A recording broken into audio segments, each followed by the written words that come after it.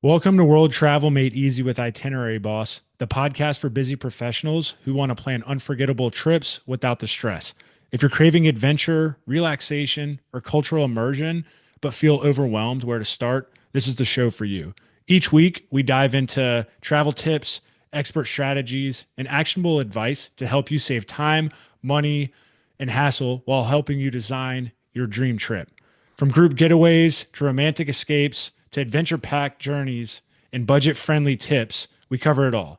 I'm Ross, your host and travel enthusiast, with over a decade of experience balancing a demanding career while also planning trips to over 25 cities in Europe, all over the US, Central America, the Caribbean, and beyond. I've mastered the art of stress free planning, and I'm here to help you do the same. If you love what you hear, don't forget to follow the show, leave us a review, as well as share it with a fellow traveler.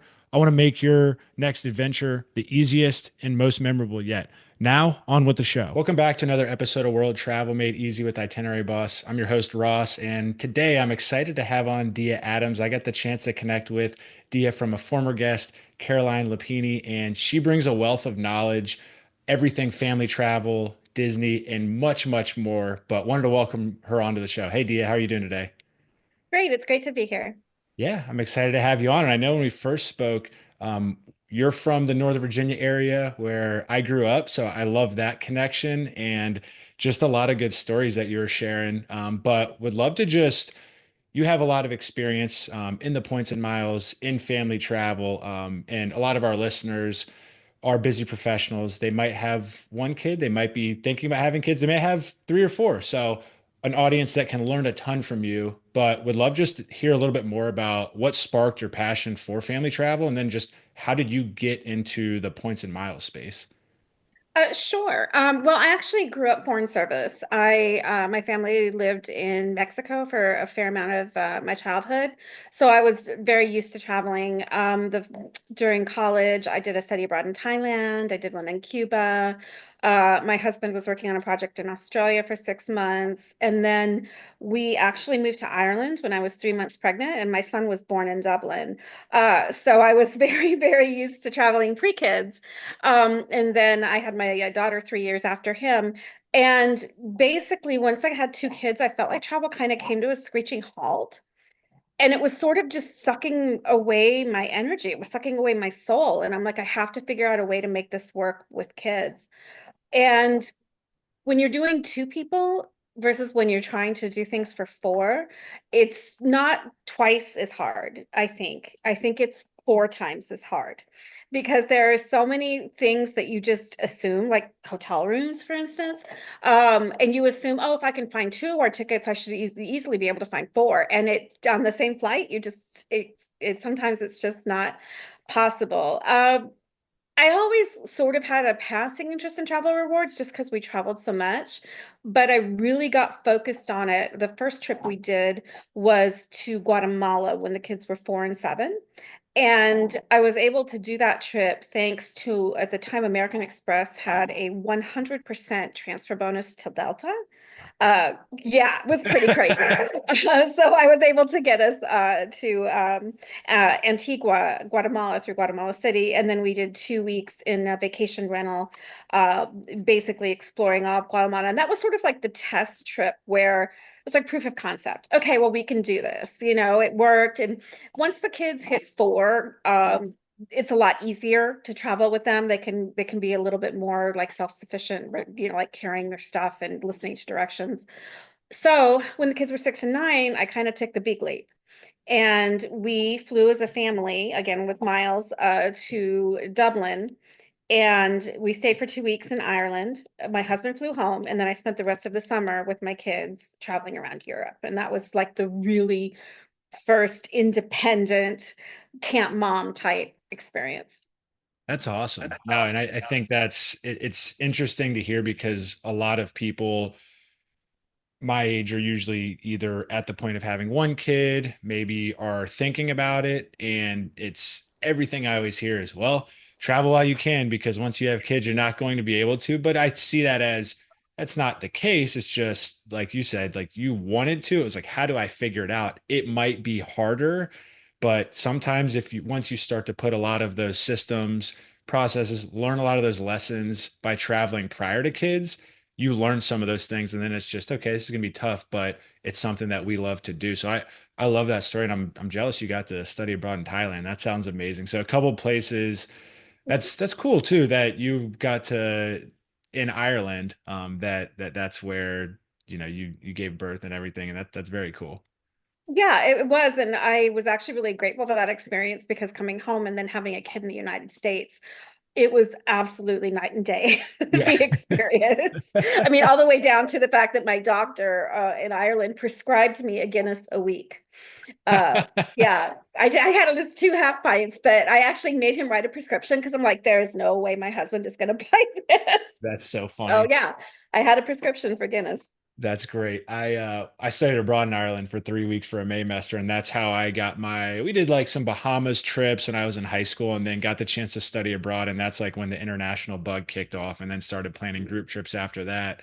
But from an Ireland perspective, you're spot on. Every day it was we called it marketing, but you go for 3 or 4 hours, then you're walking home, you're like, well, it's 1 or 2 o'clock. We might as well stop by the pub and you're definitely prescribed a Guinness or two and Smithwick's and everything in between. And it's just the way Yeah. of life. If you haven't been to Ireland, you got to check it out.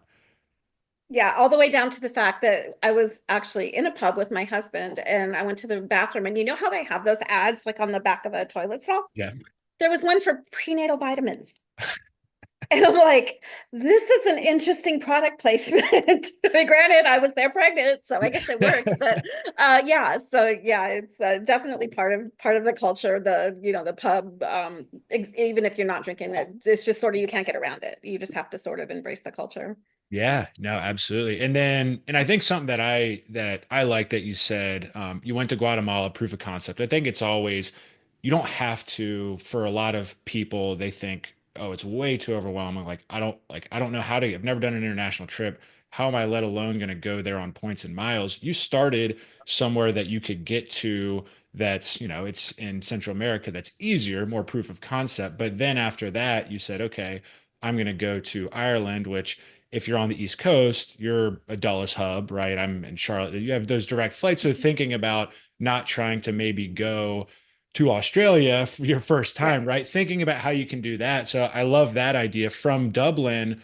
Then, like, if you could walk through, like, how, because a lot of people sometimes struggle with, they think they have to fly direct into somewhere and that's it. And if they haven't gone abroad, just that misconception of it's too expensive. Usually, once you're over there, it's pretty cheap to fly. So just understanding like where you went from Dublin and kind of what that path looked like. Sure. And then I actually have a funny story about the experience. So my kids were 6 and 9. My husband flew home. We were in Dublin. We flew to Salzburg, Austria. And I did most of my intercontinental flights, if I remember correctly. I think I was using United points when we flew on Lufthansa for most of them. So they were like 7,500 points, maybe. I think that maybe some of the British Airways, I think I did a couple of the British Airways the next summer. There were like 5,000 points or less. And I tend to prefer using points in Europe because those tickets tend to come with free bags and seat assignments. And so you can see like your Ryanairs and your Wellings, and you can see these really, really cheap tickets. But by the time you do all the add-ons, you might be better off just using your points because of everything else you get. Uh, I've even been upgraded, which is, obviously a joke in Yeah. Europe. You should know middle seat, but because I had just redeemed an economy ticket with miles because everyone else was on such a low ticket. So yeah, it's very easy to use miles. And then once you're on the continent, trains are exceptionally easy. Germany in particular, if you are an adult, every single child with you travels for free. Like you could literally like bring the fun traps and they all go for free. So there are really great programs for families. The French, there's a program where you can, I think they're 50% off for kids' tickets. So it's really easy once you get on the continent. It's very easy to move around the continent if you don't want to fly. But from Dublin, we went to Salzburg. In Salzburg, I actually found a castle that had been converted into vacation rentals. So for I think it was $549. We spent a week in a one-bedroom apartment, literally inside a 16th century castle. And then from there, we took the train to Paris. We stayed at the Etoile. I know people talk about the Vendôme, but I really like the Etoile because it's the tallest hotel in Paris. And we saw the Bastille Day fireworks from the Etoile. So we were up high. I think we're on the 19th floor. So we got this amazing view of the Bastille Day fireworks. And then we took the Eurostar, met some friends in London, and then I double hopped at home because taxes in London are so high. So then we went London, Dublin, and back home from Dublin. And we were there an additional month from my husband, doing all the various trips. But the funniest part to me is the trip itself was great, and we did some amazing things. The funniest part to me is actually when we got home, because my daughter was entering first grade. And so Ari, like it's October, so has our parent teacher conference. And so we go to sit down and they're like, "Oh, Ari's doing great, everything's great." And then they say to me, "She has the most amazing imagination that that I've ever seen." When we got started the year and we asked people what they did their summers, she was like, "Oh, well, I kissed the Blarney Stone, and then I stayed in a castle in Austria, and I saw fireworks on the Eiffel Tower, and she's like rattling off all this stuff." And my husband and I are just looking at each other. And finally I'm like, I appreciate that you think Ari's doing great. She actually just has a good memory because we did all of that last summer. And the teacher was just like flabbergasted. But the part that is the most um amazing to me, and it's the thing that kind of led me to really start writing about all of this, is the fact that all of that, the whole summer, I think cost me $5,400. Yeah. And you could spend $5,400 on a motel room at the Holiday Inn in Ocean City Yeah. in for a Yep. week. And it's just like, It's and so it's so interesting. And also from my point, it can get frustrating because I feel like I have the same conversations over and over and over again, which is why I just Mhm. started writing it all down, because people would be like, "Oh, what are you doing this summer?" And I'd be, rattle off everything I just told you. And they just sort of, the mouths would open, and they would actually think first, okay, where's the trust fund? I know where you Yeah. live. Obviously, you're hiding money somewhere. And then second, oh, I can never afford that. We're just going to the beach. And I would just, Yep. you have no idea. 100%. No, I mean it's so spot on, and I think you just dropped a few extremely valuable pieces there just around that I just learned. It's around the trains in Germany, right? The 50% off. I mean, right there you're cutting cost and you're finding little things like the castle that you stayed in for a week being less than $100 a night. I love the Ocean City reference being from Northern Virginia, like because it's Mhm. so true. And you're I have an absolute vendetta against Mid-Atlantic beach vacations. no, same. No, because They it's drive me crazy. yeah, because you're pretty much spending more than you would if you just strategically planned it out. And I think that's what it takes. And same, have the same conversations. And I think people start to realize, and I'm just when I've been very blunt, and I'm just like, look, they'll say, oh, you open up your wallet for one thing and it's travel. It's like, no, I just strategically map out where I want to go, how I want to pay for it with points, and how to strategically align with it 2 years in advance, and then just stick to the plan. And we probably spend less on travel than most people who don't travel a lot do in a year, taking right like 8 to 10 trips just by Yeah. strategically mapping out. So it's just educating. And but no, I think that's awesome. And the parent teacher conference, that's great. I mean, that's one of Mhm. my I have friends who are having kids. I have, I'm always just who have kids, and it's always just like I love that my parents took us traveling, whether it was skiing, around the US, just on like little road trips, because everyone that I bring on this podcast, usually they've traveled somewhat as a kid, and it just makes a huge impact. And it just helps you have that type of those memories, imagination, but then think of like, okay, I want to do this next. And you learn different cultures. You just learn so much more than if you just go take a vacation for a week, look at the ocean, drink whatever beer of choice you like. So yeah, no, I love all those points. Those are really great. Well, and it's really funny, like looking back and like trying to uh, talk about a lifetime's worth of travel because there are like so many things that we did that were amazing. But the things that kind of come to my mind are like when we were in this tiny town in Chile, and my kids came across a Nintendo Street Fighter video game from the Mhm. 90s Yeah. like this little store that I'd stopped at for lunch. And they were like beyond ecstatic. And I'm sitting here going, oh God, we have a Nintendo 64 at home. Like we could pull that out of the attic. But like I made them go get their change. They had to go get their change in Spanish. I made them order their lunches in Spanish. And my son found a t-shirt that he liked and figured out how much it cost. So but that's the kind of stuff that sticks with me is Yeah. the them sitting there, playing or standing there, fighting each other on this pixelated video game in the middle of nowhere Chile. It's those sorts of things that I remember.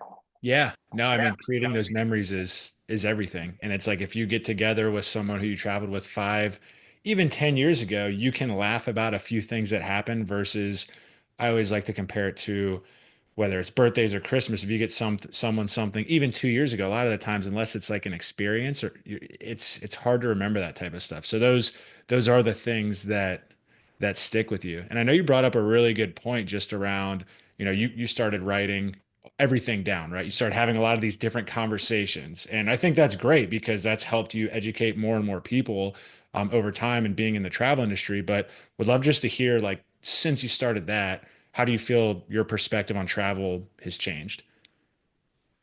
I think the main thing that has happened, and I'm so happy about it, and it's funny to me, is that I started my blog in 2011. I started writing mostly about miles and points in like 2013.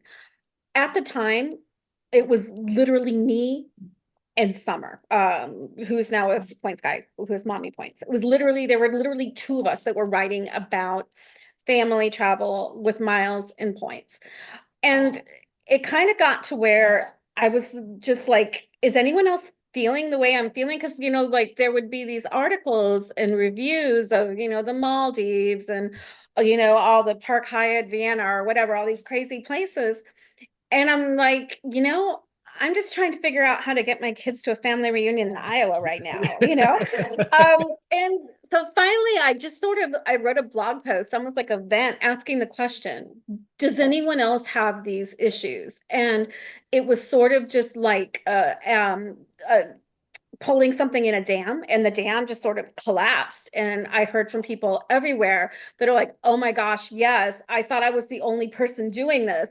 And from that, we were able to really develop a community of family travelers. And you did my conference, and I was able to kind of really see and get perspectives from people like Tony, who I know has been on your show, and learn from each other. But in the last, I don't know, 3, 4 years, a lot of these guys that had been riding, like Brian Kelly, for instance, the Points Guy, or Lucky over at 1 Mile at a Time, have had kids. And I've seen them with social media posts going, traveling with kids is hard. And I'm like, really? Tell me about that. So it's been very like full circle, to see that I guess I've just watched a lot of people grow up. Mhm. So it's been sort of fun being like the class mom, I guess, uh, in this space. But I think the main thing is that I've tried to learn to be less judgmental. Um, Unless it's Ocean City. I'm sorry. I just can't. Yeah. No, not Hey, Ocean I'm City. I'm I'm right there with you. I'm Myrtle Beach, so it's Yeah, yeah, yeah. Just unless it's that, I'm gonna judge. I'm sorry, I'm gonna judge you. But like, if you want to lay on a beach for a week, there's nothing wrong with that. If that's the trip that you want, and if that's what you need right now to fill your soul, great. Let's figure out how maybe you can do that cheaper. Whereas I think that when I first started, I sort of had that traveler tourist chip on my shoulder. Do you know what I mean? I'm a Mhm. traveler, not a tourist. Yeah. And you know what? sometimes being a tourist is great. It's like the last 3 years, I've started to really enjoy cruising Hmm. because sometimes, you just sort of need someone to bring you breakfast every morning, and there's nothing wrong with that. And so I think that that's the main thing is that I've just really tried to understand that not everyone is going to want to do what you do, and that there's nothing wrong with the choices that they make. Yeah, no, absolutely. I love that. And I know when we first met, we were just talking about you got to do what's best for you and your family. And I think there's a story I heard that you were telling just around, like you said, a family reunion in Iowa, whether it's a college graduation, right? It's not always about, it's because getting four people to the Maldives, it's hard enough to get one person there. So it's just thinking about, and that's what I like to tell my audience and community is, what's best for you right now. And if it's a credit card and you have a business that you're just starting, it's probably not the best to go get the highest spend that you have to spend extreme amounts on versus the lowest. And even for personal cards, right? It could be just getting one that doesn't have an annual fee. I think it's just always thinking about what is best for your situation and where are you at. And you can always learn because, yeah, I started traveling for business and personal outside of family stuff 10 years ago. And it's like, you learn a lot of things, you make a lot of mistakes, and all of those compound over time. So don't try to be at step 500, start at step two, right? Where someone else might be there. So no, I love that. And I know you also wrote kind of how this all came from writing this all. Then you started writing more around Disney and being involved there. So I'd love to hear a little bit more about that and kind of mistakes that people might make there. Because a lot of people, when they have younger kids, it's like, okay, it's that's not calling it Ocean City, but that's the okay, we got to go there. Obviously, there's good memories, It's but a rite of passage. Yeah. exactly. Yeah. I understand that. And I started writing about Disney for my own site, and then I got the attention of a large family travel site called Traveling Mom, and I started traveling with them, and then I got the attention of Disney, so I was actually traveling for and with Disney, and I ended up writing a book about it called Disney World Hacks, and I wrote the book in 2017, and I published it again in 2019. And I went after COVID, I went twice or three times actually in 2022 and 2023 with the idea of updating the book. And I ended up deciding not to. And the reason I decided not to was because when I really dug into the experience, it had so degraded from what I considered to be, because I always knew Disney was expensive. Disney has always been expensive compared to other types of vacations. But in the last decade, Disney World ticket prices have risen at 9 times the rate of inflation. And yeah, it's crazy. It's crazy. I mean, everything is more expensive, obviously, but 9 times even high inflation. It's crazy. And you're getting much less for your ticket even than you used to get. There are things you have to purchase now, like your skip the line passes used to be free, and now you have to purchase those, and those can cost you $50 a day per person. Uh, if you want to go on every single ride. So I know a lot of people, you have to go to Disney. I understand it's a rite of passage. Like I said, I have two kids. My advice, my first piece of advice is I think 4 is the magic Disney age. If you're going to plan a trip and you just want to do it at once, both my kids, I took them when they were 4. And that was just about perfect because they don't quite need a nap. They're old enough that you don't have to use a stroller if you don't want to. They can understand basic directions. They have a modicum of patience, but the characters are still the characters. Like, for instance, when we were 4, my son, we were just talking about this a couple days ago, Aiden, and Mulan kissed him on the cheek with the lipstick. And at 4, it was Mulan. At 7, it was a pretty Chinese lady Yeah. in a costume. Do you see what Yeah. I'm saying? Yeah. Uh, 4 was just absolutely, and the same thing with my daughter. Like my daughter did when she was 4, she did the Jedi Academy, and I have a picture of her with the plastic lightsaber looking at Darth Vader, and literally the trainer was like, "Oh my God, we got to run," because she was fighting Darth Vader. She was going to save the galaxy. And so 4 is 4. If you're planning, like globally thinking about planning out your trips, try to get them there when they're 4. As high as 5, 3.5 maybe, but that's really kind of the magic age. So that's my first piece of advice. My second piece of advice is that it doesn't necessarily have to be Orlando. I've been to every Disney park in the world. My favorite, if you're on the East Coast, is Paris. I was just in Disneyland Paris in December. My favorite, if you're coming from the West Coast, is Tokyo. Tokyo Disney Sea is unique to any park in the world. It's probably the single best theme park in the world, in my opinion. Except for maybe have to see Epic Universe is opening in May, and it looks pretty epic. So we'll have to see. I might amend that. So think about maybe taking the international parks, because the experience for your kid, your 4-year-old, is going to be the same experience. Most of the parks, or all of the parks, actually, English is the first language, no matter where the park is located. English is the primary language of the park. In Paris, there are a lot of British staff members, so it's not like you're going to have like a problem with language. Tickets in Paris, well, just to give you an example, in December, I did a 2-night, 3-day package at Disneyland Paris. I stayed on site in the Toy Story themed hotel. I had my meals, and I had park tickets for 2 nights, 3 days. It was $450. I couldn't do a Disney hotel plus a park ticket for $450 in Orlando. I mean, and then Disneyland Paris even has an annual pass that's good for 180 days out of the year. It's €329. Wow. Yeah, we did that in 2019. We did a week in January, and then we went back and did another week in July because it was literally free at that point. So there are so many. The Disney park in Tokyo, it has a flat price of around $59 a day. So when you think about what you're going to spend on a Disney World vacation, in fact, I just sort of had an art like spat, let's call it a spat, because I published some articles for Fortune talking about the prices in Disney and how they've increased and what you're getting for the experience. And I heard from all of these Disney fans, Disney travel agents, thinking, oh, well, you're being unrealistic, you're being mean to Disney, whatever. And their argument was that I said I priced it wrong, basically, because I had said it was about $6,900 for a family of 4 to go to Disney World for a week in April. By the way, it's $6,600 to do the same trip and to fly to Paris and do the same trip and do Disneyland plus Eiffel Tower plus Versailles. Same trip. That's paying cash for flights. That's paying cash, That's flying not from New even York. the fun part of points and No, miles. not even points and miles. Staying at equivalent hotels, doing equivalent experiences. But their argument was, well, it doesn't have to be $6,900. It could be $5,000.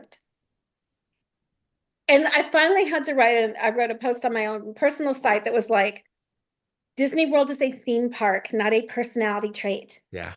Because if your argument is it's only $5,000 to spend a week at a theme park, you have totally lost the plot. Yeah. I can't help you if you think that that's an appropriate thing, that most people that are not obsessed with Walt Disney World are going to say, Yeah. And it's like, I collect Disney animation. I love so much about the Disney experience. Like I said, I wrote a book about it. Yeah. So it's not like I'm not a Disney fan, but I think that you have to be very clear-eyed. All right. So going back to tips, I guess this is sort of my long way of getting to the end. If you have to go to Disney, which I think everyone should, I think it really is a lifetime thing, try to fit it into an international trip. If you're going to do even the US parks, California is going to be a lot cheaper than Florida, for the mere fact that in California, you can stay off site and walk into the parks. And there are many options where you can use points or where you can pay a reasonable cash price and you can still walk into the parks. Disney World is the size of San Francisco. There's nowhere even you could stay at Disney World and walk to every park. You can walk to one park, but you are so beholden to the Disney transportation system, or you're going to be paying $30 a day to drive in every day. That's just for the parking, plus whatever, because most hotels in Orlando charge for parking as well. So then you're paying there, plus renting a car if you have to rent a car. So if I would say if you're going to do Disney, I would look at Florida last, I guess would be my piece of advice. I would look at pretty much every other single park first if you're looking from a value perspective. If you are looking at Disney World, the biggest tip that I would give you is to consider they're called the Disney Springs hotels.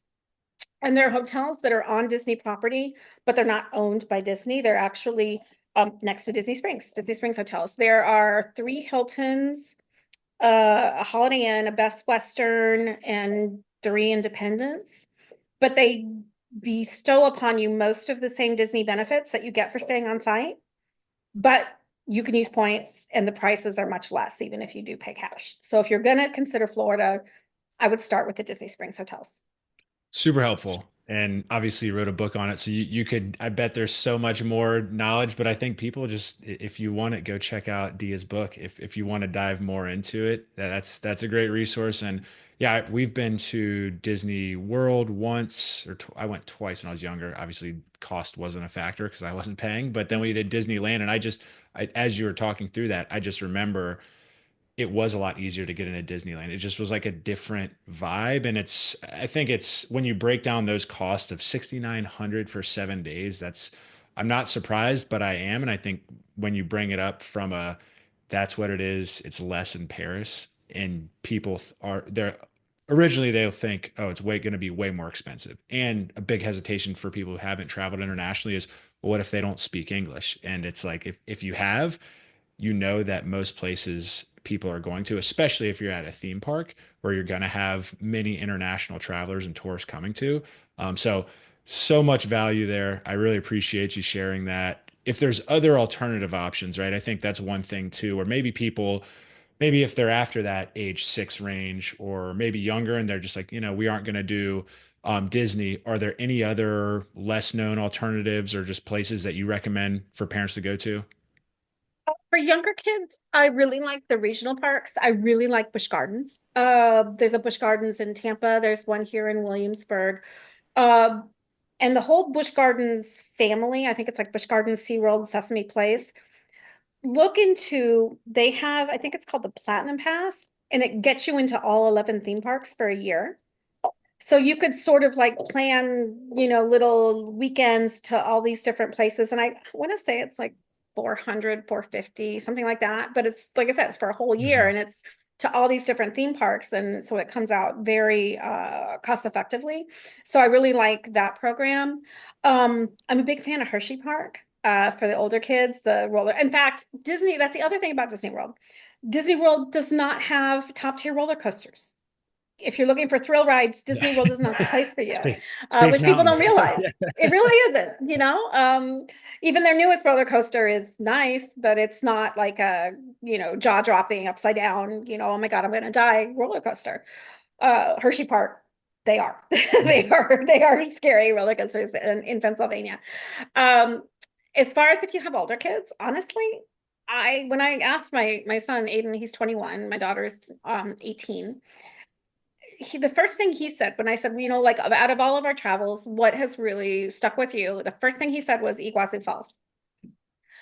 And the point being a natural wonder, like, or even just the national parks, you might be surprised at how much value your kids get out of that experience compared to like the one day at a theme park. Do you Hmm. know what I mean? Yeah. Like maybe do a Grand Canyon hike, maybe consider like I said in Argentina, Iguazu, there's nothing like it. If you're going to Europe, maybe do a couple days, even in the summertime in Switzerland and go up and do one of the cable cars into the Alps. There are so many different natural experiences.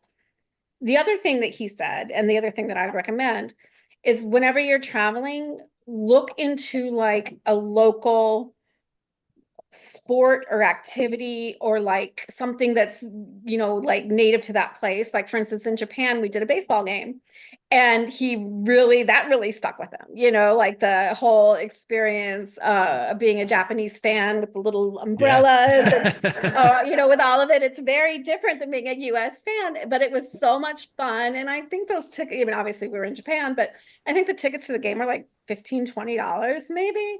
So like looking into like those sorts of experiences, even maybe not Taylor Swift. I did Taylor Swift myself last year, but like even like concerts, but not big ones, but like little concerts. My daughter and I actually last year in Rome saw they did uh in their one of their ruins, in the ruin of the aqueduct of the baths. They built a stage and they did shows on that stage, and we saw the opera Cinderella in the middle of this Roman ruin. It was Sweet. ridiculous, crazy. And it was like $30 for the ticket for that. So just like look for those sorts of experiences. And I think your kids are going to get a lot more out of that than worrying about them being entertained every minute in a theme park. Yeah, 100%.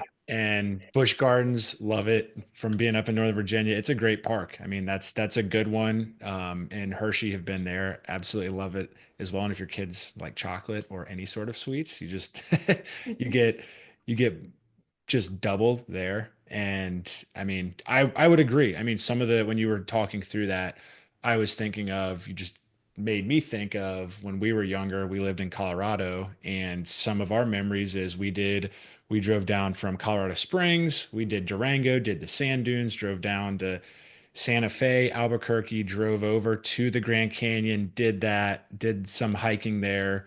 I want to do the whitewater rafting in the Colorado River. My parents were like, no, it's you're too young. But then up to Vegas and went over to Utah and did some of the national parks in Moab. And that was like, I mean, I remember that to this day. And that was one of the cool trips that we did as a family. And just from an event standpoint, I couldn't agree more. When you're looking at places like that's one of my favorite things when we would travel over to Europe or whether it's in the States when we'd go over there with a bunch of our guy friend, a group of guys, we'd always think, okay, what's maybe one concert we can go to? We went to a concert after Oktoberfest. We did a concert when we were in Amsterdam. We did when we were in Barcelona. We did a beach festival that it was a concert on the beach. So it's like those memories, and it's kind of funny as I'm mapping out our rehearsal dinner pictures and like picking those out. A lot of those photos are from those concerts and events and those memories, and sometimes it's just cool. And like you said, the prices are they're not going to be substantially more expensive. And I think that's why a lot of people too, when you brought up Taylor Swift, it's like in the States, you're looking, it's just astronomically high. And then people are like, hey, I'm traveling to Paris or London and I'm using points and miles and the hotel may be super expensive, but since I have that, whether it's Hyatt, Marriott, Hilton, other IHG, right? Like I can pay for that and it's going to be significantly less. But it's just understanding that and building out a strategy and being flexible. I think that's the biggest thing. And like you said, not going to how can my kids be entertained, right, at this park. There's something else I want to give a little shout out because I think it kind of flies under the radar. Las Vegas, I think, is actually a fabulous family destination. And here's why. I did this trip with the kids when they were 11 and 8, maybe. And it was the heat of the summer. And of course, so it was 100 degrees in Las Vegas, miserable. But in Washington, D.C., it was 90 plus humidity, equally miserable.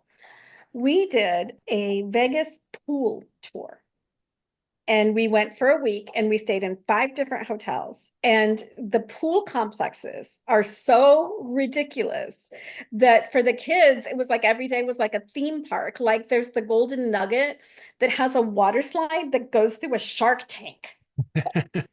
Yeah, yeah, and it's like, and you don't have to be an adult to go to the pools, or like, just even seeing all the lights at night.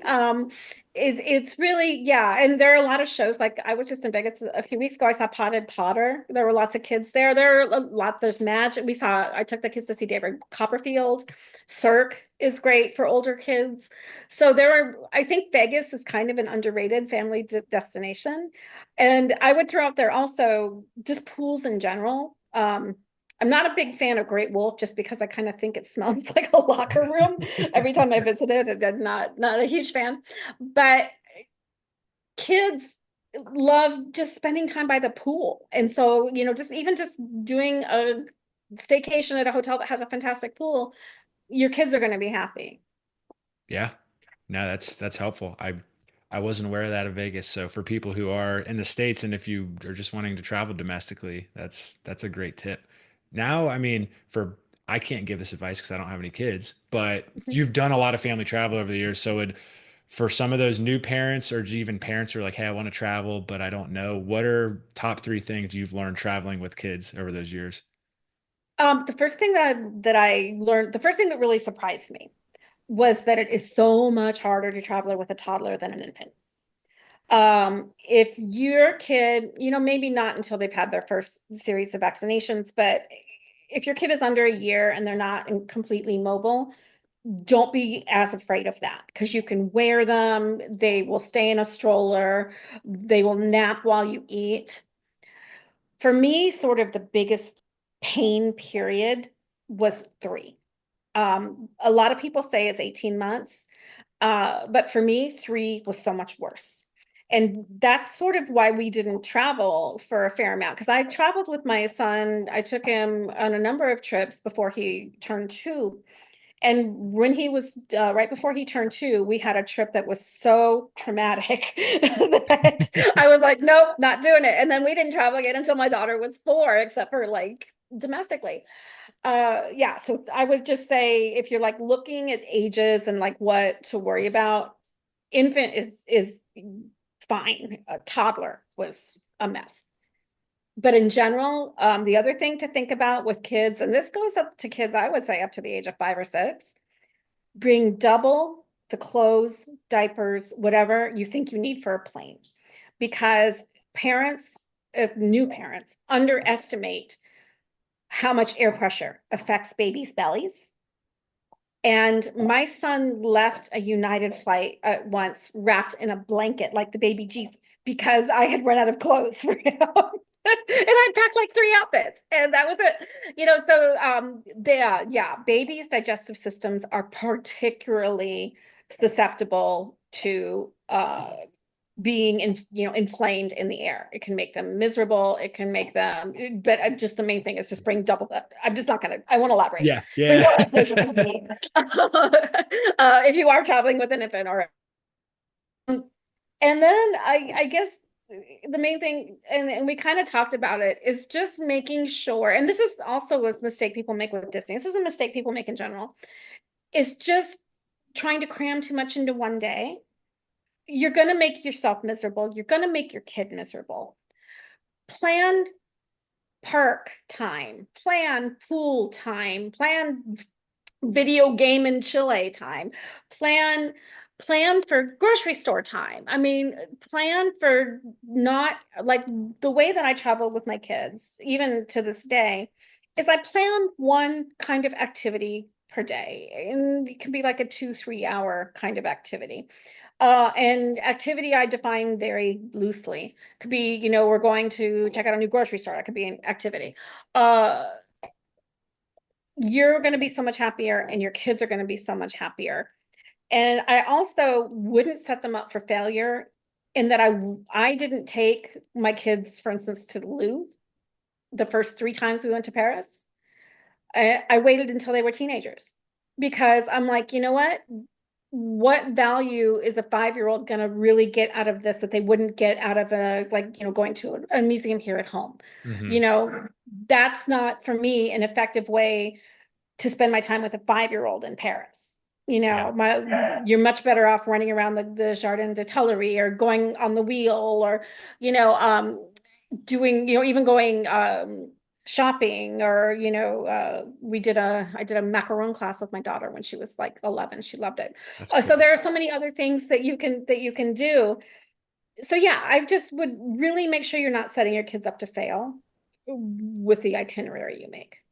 Yeah, no, those are all great points, and the plane piece that's good. That's definitely valuable for new parents because I feel like that's whenever I ask friends who are like, "Yeah, we traveled for the first time," um, it would they they then get just at overwhelm, and it's Yeah, like I didn't know what to do here, like, and it's too the stories are always great, but I think yeah. minimizing transitions and just not packing too much in an itinerary, I mean, that goes just from if it's just you and your significant other, if it's just you, I think that's when you first start traveling, you really learn, that is very overwhelming. And you try to do it because you're going to this new city and you think it's great, but in reality, it's like, I like what you said, do one thing per day. If you can do two, great. It just depends on what they are. But if you try to do 2 days in one city, two in another, two in another, and get three, four cities in 10 days, that's a lot. And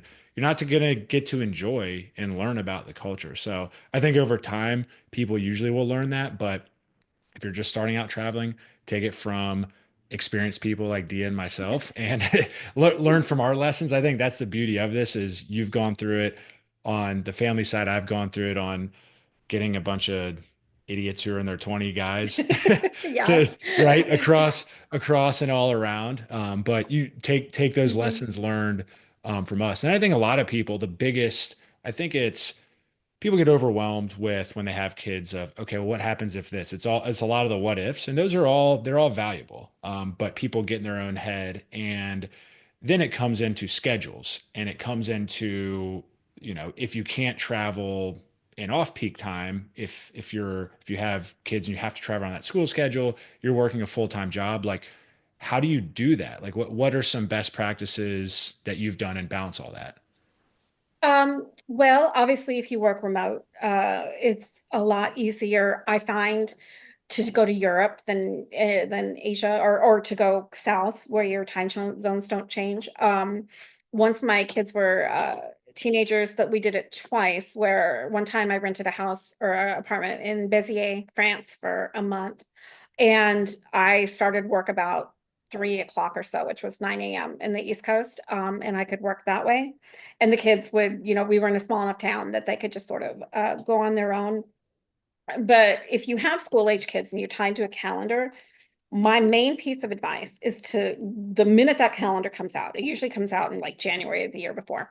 The minute that calendar comes out, look at it and find your teacher in service days, find your election, find holidays that are only US holidays that aren't, global holidays.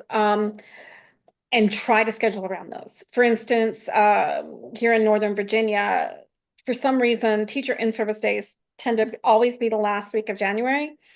And we took the kids to Disney World 3 times in that time period. And each time we ran into people from my kids' schools because everyone knew that that was the week to go because it's not everyone in the world is off at the same time. So those are really sort of your sweet spots.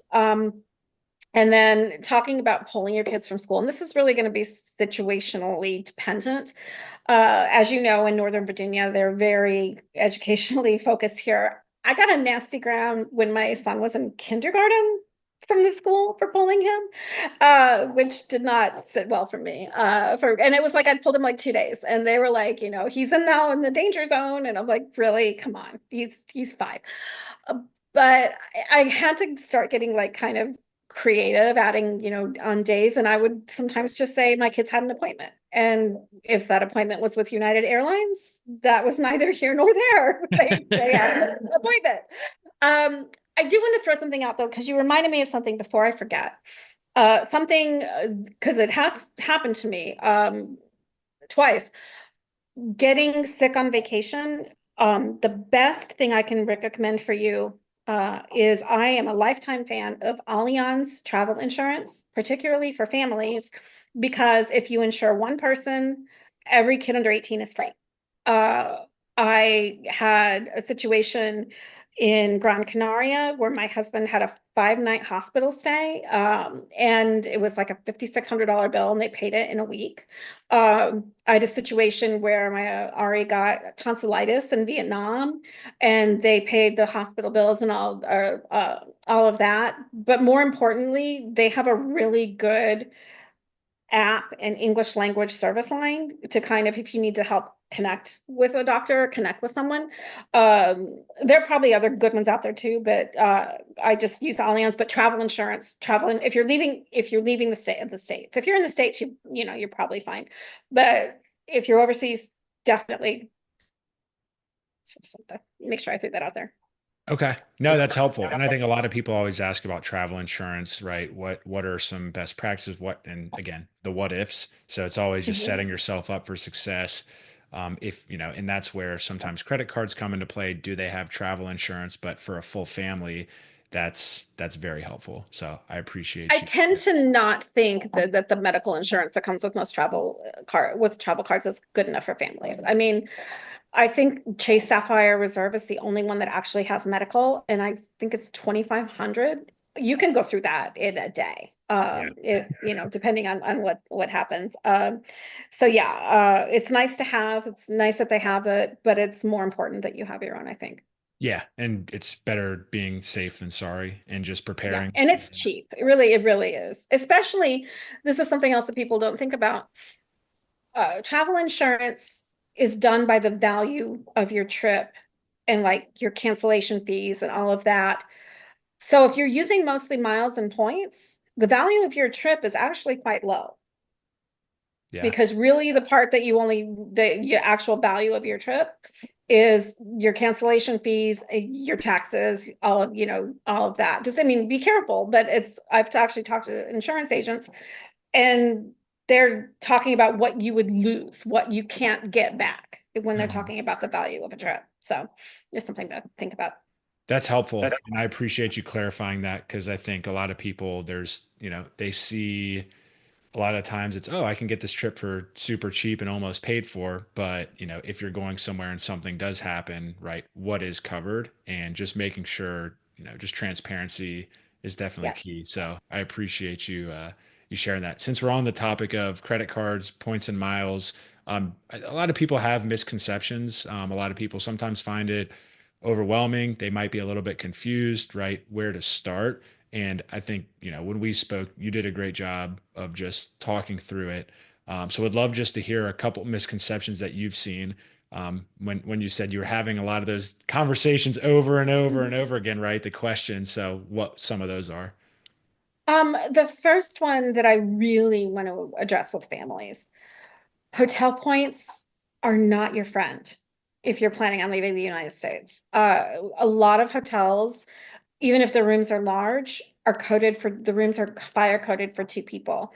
And fire codes are a lot more strict overseas than they are here in the United States. And I definitely have known people that have been marched out of hotels by trying to check in spare kids. Basically, when you check in, especially in Europe, they're going to want a passport picture of every single person that's in the room.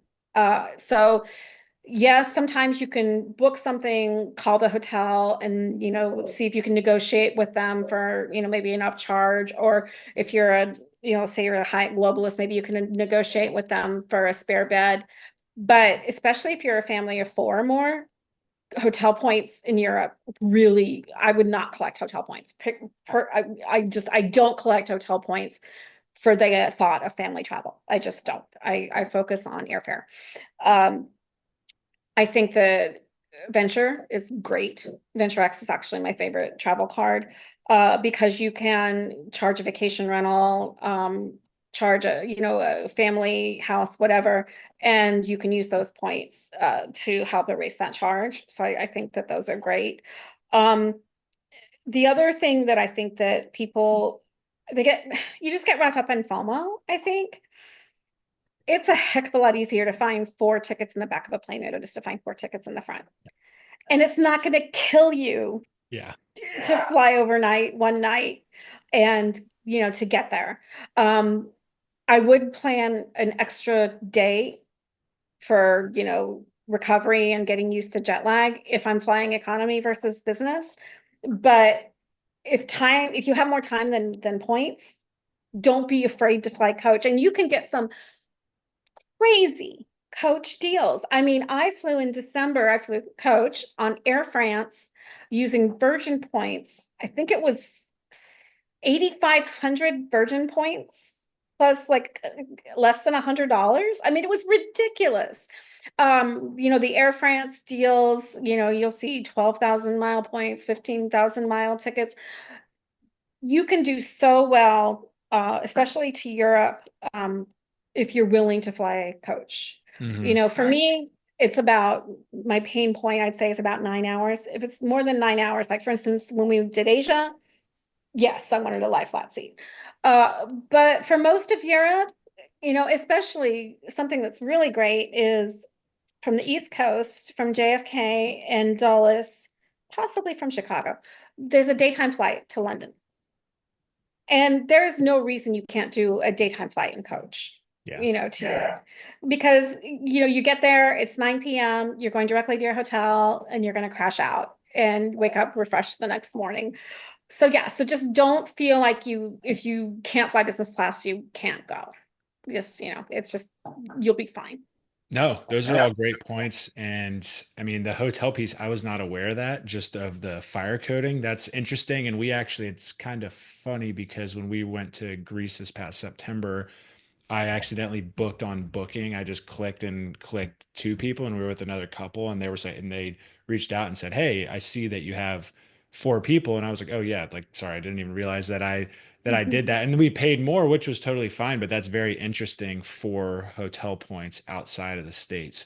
And then yeah, I agree. It comes back to you don't have to fly business for everything. Like for us, we saved up a lot of points and we wanted to do that for our honeymoon, which is in Thailand and Bangkok and Bali. So like that's a long flight, but going from Charlotte or Dulles directly to places that are 6, 7 hours, it's kind of like flying over to California. And it's if you can go there for less than 10,000 points, right? That's many more. We like, if you like to go on a lot of trips, and you aren't traveling full time, I mean, and you're just using those points, like that's a great way to maximize and pay for a lot of those flights by just flying coach. And it's really not that bad. Worst case, if you have to pay for extra leg room if you're taller, just do that or use points for that. So it's no, I love that mindset.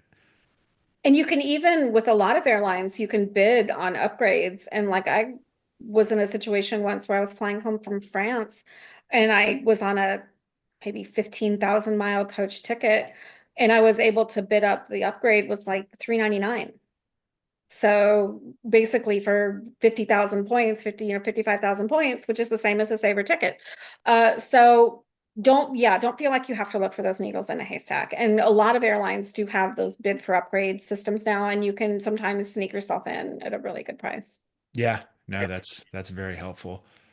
What about, so I think the one of the last questions I want to ask is, we've talked about experiences. I think that's one thing and we've gone over that memories, everything, but just for people who are wanting to travel who might have little kids now and they're just like, oh, maybe we'll see. But how do you feel some of those experiences you provided to your kids have just shaped their lives now? Well, now that they're young adults, the things that I've noticed is that I feel like they are a lot more respectful of other cultures. They're a lot, I can give you the example of very recently, my daughter had a friend who was observing Ramadan, and she was like very aware of that and like what it meant and that it was important. Um, it teaches them little things that you don't sometimes think it teaches them. Like my son, when he was like, what, we went to Asia when he was 12, and when we came home, he was hearing something just like in passing on the news about someone saying that not to worry about inflation because we can print more money. And he turned to me and he said, "That's the dumbest thing I've ever heard. Isn't that why 2,000 dong is like 9 cents?" And I was like, "Yeah, that is exactly why that is." And it did not occur to me that he had learned economics on this trip to Vietnam. But yeah, he's like, "Yeah, he's like, that's so dumb." And I'm like, "Yes, you're in seventh grade and you understand. Yes, you understand inflationary pressure." So yeah, so like stuff like that. My daughter is actually majoring in environmental science. And a large reason why she became so emotionally invested in environmental science was because of seeing pollution Hmm. and seeing the effects of pollution and seeing how other countries are handling pollution. And when we were in Marseille, when she was, I think, like 13, we went to an exhibit at the museum talking about microplastics. And it has stuck with her to the point now that she literally is going into environmental science to study ways to biologically mitigate microplastics. Like just that one day, like stuck in her Yeah. head. So there are so many, I mean, there are ways that's like a big way, but then there are little ways too, you know, they're a lot more tolerant for people that speak other languages. Okay, this is a really big one. They understand that you shouldn't assume everyone speaks English as a first language, you know, and it's, I think that there's a very clear identifier for people that have traveled. It's almost like a third culture. It's like when they meet other people that have traveled, it's an easy way for them to bond. It's an easier way to make friends. It's an easy icebreaker. So yeah, there are just so many ways, big and little, to the point that even like my daughter, she'd taken Spanish immersion and stopped in third grade. Just a couple of weeks ago, we got the test results. She tested out of high school Spanish just because of our traveling. Even though she Wow. hadn't taken a Spanish class since third grade, she was able to test out of I think Spanish 3. She was able to test out of. So yeah, so it's amazing just all the ways it just compounds upon itself. And every once in a while, your kids will just surprise you. And you realize, yeah, that's because something you've seen or something you've heard or something you've done. I can't recommend it highly enough. I really can't.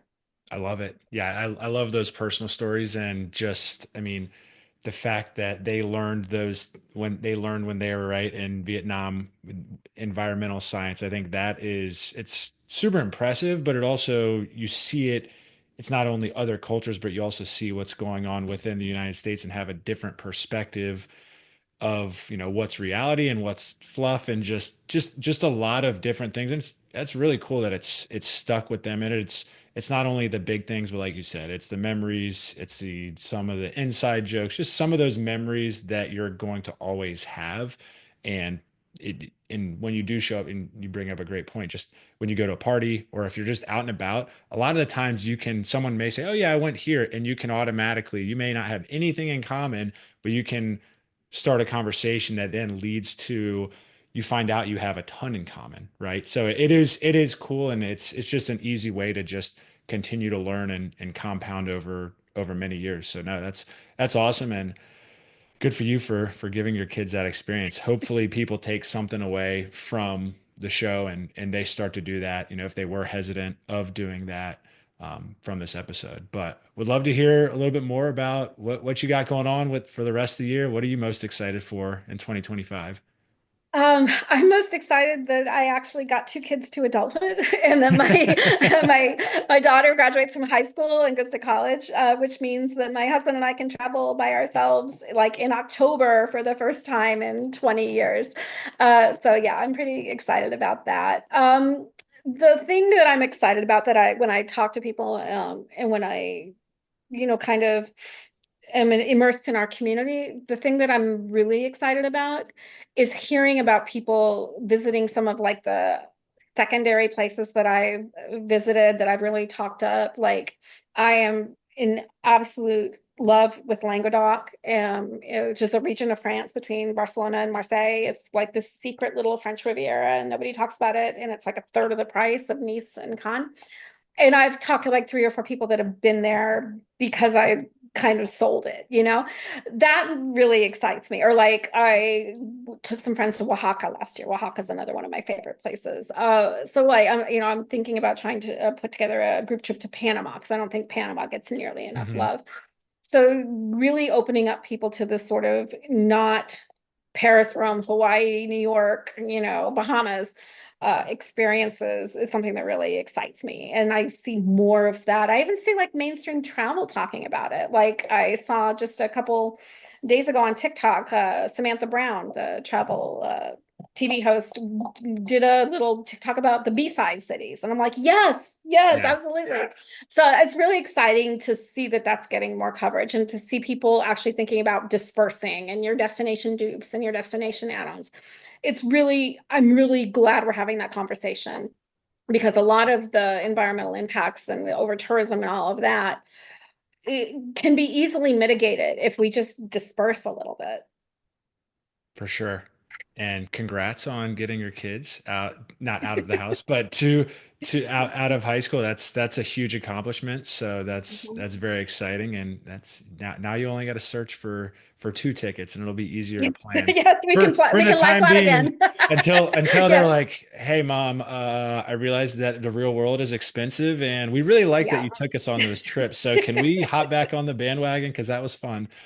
I But will confess that the tickets I bought to Portugal are business class because oh, I you only got to. needed That's two. you got it. That's your celebratory purchase. Yeah. I love it. That's too funny. But no, I agree. I think the second cities piece is once you've traveled enough it when you first start, it's like, oh, I got to go to these big cities. And they're great. It's great to get, but when you start to then realize wow, my favorite parts of these trips are some of the lesser known, not bigger ones that not everyone's talking about because they're, like you said, a third of the cost most of the time. You're just getting immersed in that culture more and you're kind of getting to spend more time not being around as many people and getting to enjoy it. I couldn't agree more. So, when you do come up with that list, or if you already have it, please share because I want to take some from it. I think it's super valuable. But really appreciate you coming on, Dia. This was very helpful. Where can listeners find you if they want to learn more? The easiest way to find me is either on social. All of my socials are the Dia Adams, and my site is thediaadams.com. Awesome. Well, for my friends who live in Fairfax and the Northern Virginia area, Dia is local, so make sure you give her a follow and she can help with some of those flights, just learning more about how you getting out of Dulles, because I think that's that's mainly where you'll be flying out of. But appreciate everyone tuning in. If you're new to the show, make sure you give us a follow or subscribe. That way you don't miss any episodes that come out. And make sure you share with a family or friend who wants to travel more and learn how to travel more efficiently. Until next week, we appreciate everyone tuning in.